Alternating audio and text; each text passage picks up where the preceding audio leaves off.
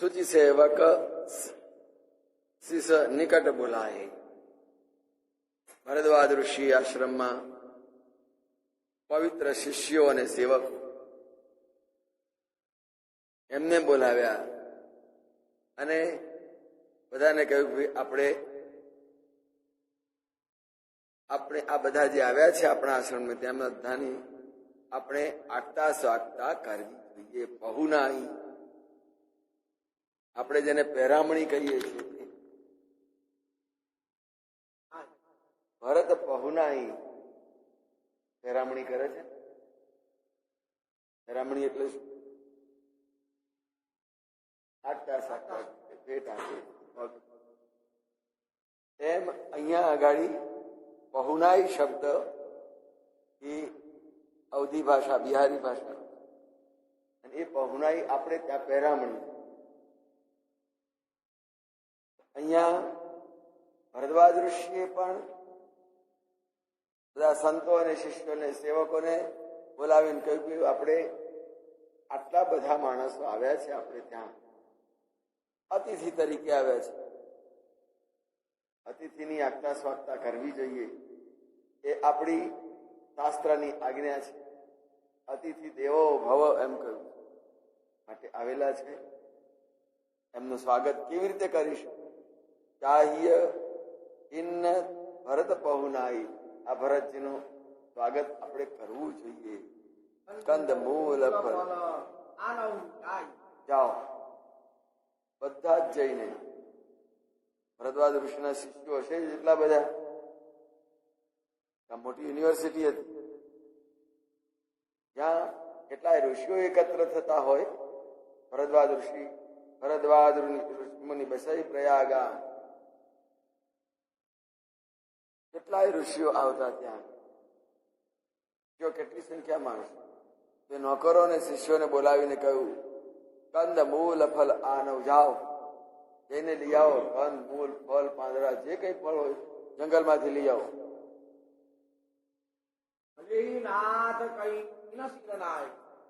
બધાએ આજ્ઞા માથે ચડાવી દીધી. ભલે એવી આપતી આજ્ઞા. અને સૌ બધા જ પ્રેમ પૂર્વક, ઘેર મહેમાન આવ્યા એટલે નાના છોકરા સામા હોય, આનંદ આવ્યા છે. તો બધામાં આખા આશ્રમમાં નોકરો, ઋષિઓ બધામાં આનંદ હતો અને પ્રમોદિત. બધા પોતપોતાના કામકાજમાં લાગી ગયા. આટલી બધી ડીશો થાળીઓ ક્યાંથી લાવવાની? પ્યાલા ક્યાંથી લાવવાના? તે વનમાં જઈને પાંદડા લઈ આવ્યા, પતરાળા બનાયા, ફળિયા બનાયા. બીજા છે તે ફળ ફૂલ લેવા માટે ગયા, પેલા પાણી લેવા માટે, જળ લેવા માટે.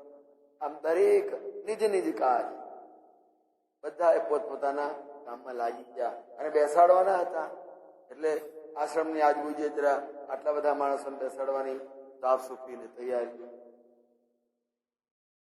એટલે કહ્યું પ્રમોદિત, બધા પ્રેમ પૂર્વક પોતપોતાના કામે લાગી ગયા. ગાયો હશે, ગાયોના દૂધે આવે આગતા સ્વાગતાની. એટલે દરેક પોતપોતાની રીતે પોતપોતાના કામે લાગી ગયા. મુનિ સોચ બાહુન બળની હોતા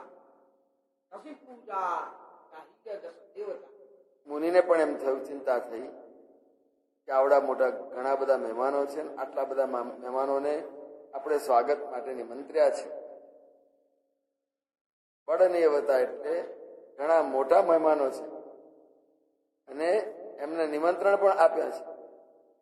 જેવા દેવ હોય એવી એમની પૂજા કરવી પડે. તસી પૂજા જસ ચાહી દેવ જસ દેવતા. જેવા દેવ હોય એવી પૂજા કરવી પડે. પેલી કહેવત છે, જેવા દેવ પૂજા.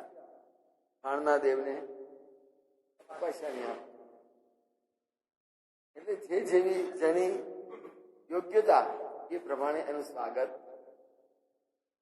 કોઈ ભિક્ષુક તરીકે આંગણે આવીને આપ્યો હોય, કંઈક આપશો તો હા કે ઉભો રહે અને આપણી પાસે જે કંઈ હોય તે એને આપી. એ જ્યાં અતિથિ આવ્યા એ પણ આખરે ભિક્ષા તો લેવાના જ, પણ એ અતિથિ કેવા છે જવાબ આવો આદર. એમ તસી પૂજા ચાહીએ, પૂજા એવી કરવી જોઈએ જસ દેવતા, જેવા દેવ હોય. ભગવાન શિવ હોય તો ધતુરાથી અને ભાંગ જ, અને જો નારાયણ વિષ્ણુ હોય તો કેસર દૂધ ગુલાબ, એ રીતે પૂજા. એટલે તસી પૂજા જસ ચાહીએ દેવતા, જેવા દેવ હોય ને એવી પૂજા થાય. તો આ તો ભલે અતિથિ છે, આગંતુક છે, પણ એમની આગતા સ્વાગતા વ્યવસ્થિત રીતે થવી જોઈએ. આપણે નથી ઘરમાં ના હોય તો બજારમાંથી મંગાવી લો, આ મંગાવી લીધું, આટલું મંગાવી લીધું. એમ ભરદ્વાજ ઋષિને પણ મનમાં ચિંતા થઈ કે આમને કેવી રીતે સ્વાગત કરે.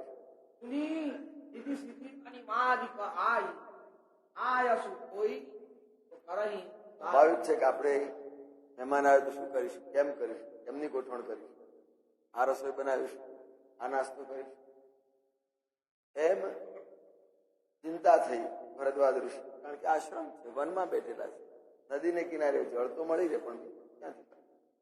એટલે મુનિ મન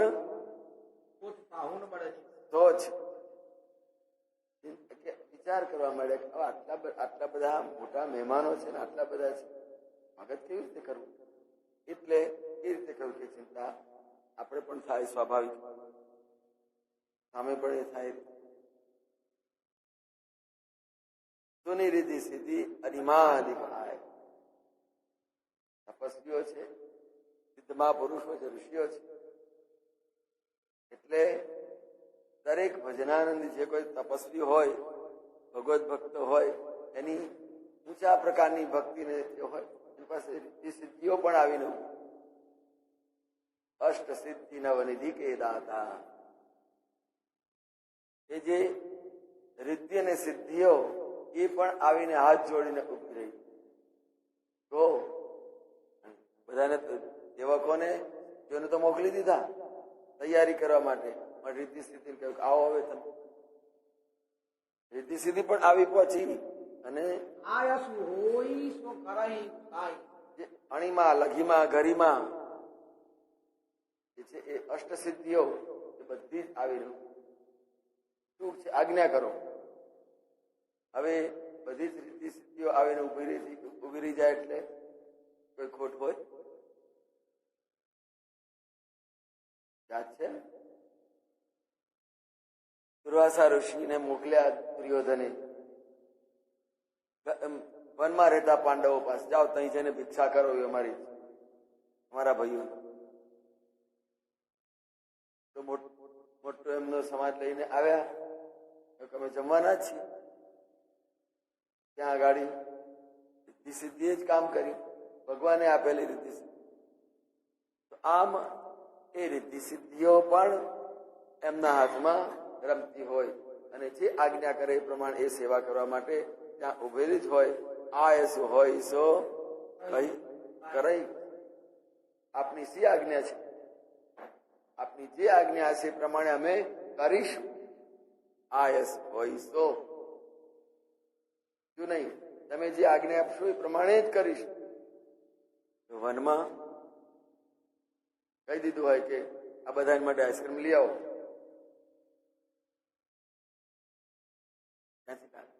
પણ રિદ્ધિ સિદ્ધિ છે, આપ આજ્ઞા કરો એ પ્રમાણે જ અમે કરીશું, બીજું નહીં. આમ ભરદ્વાજ ઋષિની આજ્ઞાને પાલન કરીને બધા જ પોતપોતાના કામે તૈયારીમાં લાગી ગયા.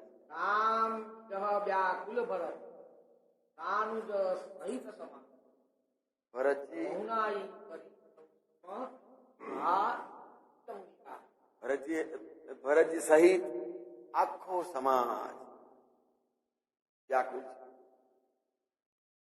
રિદ્ધિ સિદ્ધિઓને કહ્યું જાઓ, સૌથી પહેલા એમને સાંત્વના આપી અને એમની આગતા સ્વાગતા કરી, પહેરામણી આગતા સ્વાગતા કરી. જે કંઈ આપવાનું તે બધાને આપ્યું. અને એમનો જે શ્રમ થાક છે, ચાલતા જ આવ્યા છે, રસ્તામાં કંઈ જે કંઈ મળે ખાઈ લેવાનું હોય, એટલે આગતા સ્વાગતા એવી કરો એમને એમ થાય કે થાક પણ ઉતરી ગયો અને ભૂખ તરસ પણ શાંત. તો ભરતજી સહિત આખો સમાજ વ્યાકુળ થઈને બેઠેલો છે. અને એ બધાની તમે એવી સરસ રીતે પહેરામણી કરો કે તમને બધો થાક ઉતરી જાય. કરી બહુનાઈ કરી હરવ શ્રમ, એમનો થાક ઉતરી જાય એ પ્રમાણે કરો. થાક્યા હોય તો બધાને આરામ માટે, વિશ્રામ માટે ચાદડી છે, ચટાઈ છે, જે કઈ એ બધું જ પથરાવા માટે એકવાર આશ્રમ હતો ત્યાં આગળ કરવાના હતા વિશ્રામ.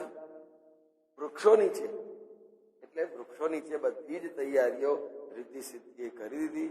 અને